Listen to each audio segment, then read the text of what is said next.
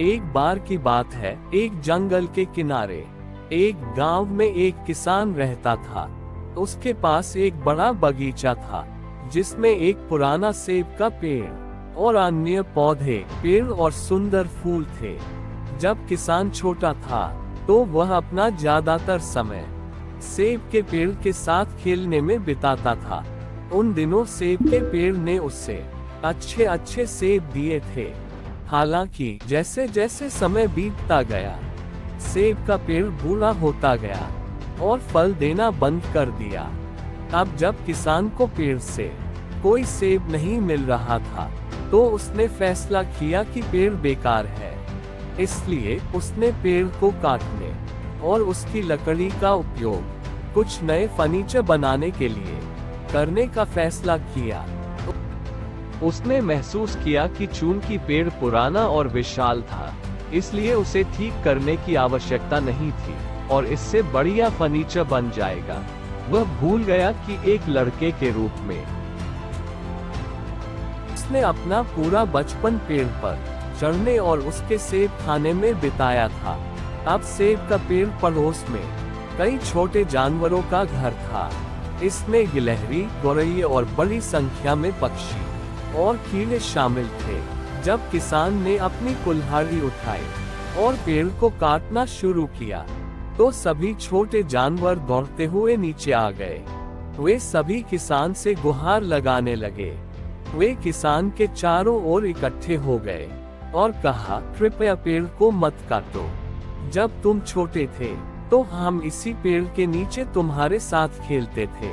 ये हमारा घर है और हमारे पास जाने के लिए कोई जगह नहीं है। किसान अडिग था। उसने अपनी कुल्हाड़ी उठाई और हंगामा बढ़ गया। कृपया मेरे घर और बच्चों को मत काटो और नष्ट करो। गिलहरी चिल्लाई, कृपया मेरे घोंसले को न काटे और नष्ट न करे। नन्हे पक्षी चिल्लाए, कृपया सेब के पेड़ को मत काटो। टिड्डा चिल्लाया। हालांकि किसान अपने बचपन और अपने पशु मित्रों को भूल गया। वह पेड़ को और जोर से काटने लगा। सभी छोटे जानवर हताश हो गए और किसी भी कीमत पर सेब के पेड़ की रक्षा करना चाहते थे। छोटे जानवरों ने कहा, जब तुम खेतों में मेहनत कर रहे हो तो हम तुम्हारे लिए गाएंगे। हम तुम्हारे छोटे लड़के की देखभाल करेंगे। वह रोएगा नहीं, बल्कि मनोरंजन और खुश होगा। तुम हमारे गाने पसंद करोगे और महसूस नहीं करोगे थका हुआ। हालांकि मदद के लिए उनकी पुकार बहरे कानों पर पड़ी।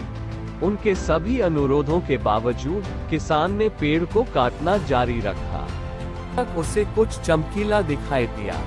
निरीक्षण करने पर उन्होंने महसूस किया कि यह एक मधुमक्खी का छत्ता था जो शहद से भरा हुआ था।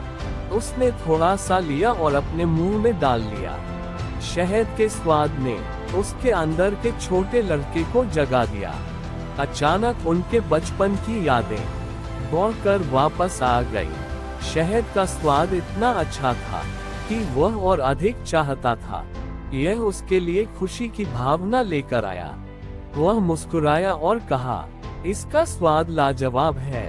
किसान के रवैये में बदलाव को महसूस करते हुए छोटे जानवर एक स्वर में बोले। मधुमक्खी ने कहा, मैं तुम्हें हमेशा मीठा शहद प्रदान करूंगी। गिलहरी ने कहा, जितने मेवे तुम चाहो मैं बांट दूंगी। चिड़िया चिल्लाई, जितने गीत तुम चाहो हम गाएंगे। अंत में किसान को अपनी मूर्खता का एहसास हुआ और उसने अपनी कुल्हाड़ी नीचे रख दी। वह समझ गया कि पेड़ कई प्यारे जानवरों का घर है जो उसे बहुत सारी चीजें प्रदान करते हैं। वह चाहते थे कि उनके छोटे बेटे का बचपन वैसा ही हो जैसा उसका था। किसान ने महसूस किया कि सेब का पेड़ इतना फलहीन नहीं था। उसके अंदर के छोटे लड़के ने सेब के पेड़ को बचा लिया। उसने कुल्हाड़ी फेंक दी और छोटे जीवों से कहा, मैं वादा करता हूँ कि मैं इस पेड़ को कभी नहीं काटूंगा। मुझे अपनी गलती का एहसास हो गया है और आप सभी अब शांति और सद्भाव से रह सकते हैं। छोटे जीवों ने मधुमक्खी का तहे दिल से शुक्रिया अदा किया। अगर किसान को मधुमक्खी का छत्ता नहीं मिला होता तो वे अब तक बेघर हो चुके होते। वे पुराने सेब के पेड़ में खुशी से रहने लगे। नैतिक।